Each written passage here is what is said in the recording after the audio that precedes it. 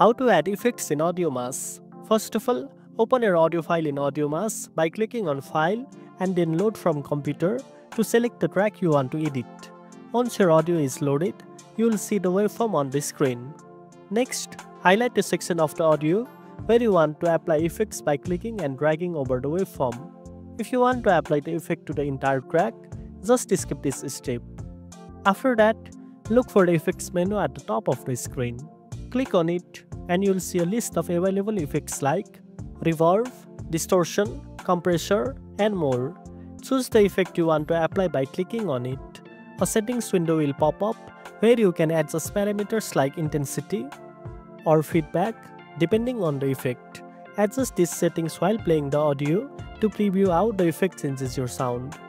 Once you are satisfied with the effect, click Apply to add it to your selected audio portion. You can add multiple effects by repeating these steps on the same or different parts of your audio. If you make a mistake or want to try different settings, you can always undo the changes by pressing Shift+Z or using the undo option from the edit menu. Finally, after you finish adding effects and editing, save your project by clicking File and then Export to export your audio with the new effects applied. And that's it. Now you know how to add effects in AudioMass. If you found this video helpful, don't forget to like, share and subscribe for more tech tips. Thanks for watching and I'll see you in the next one.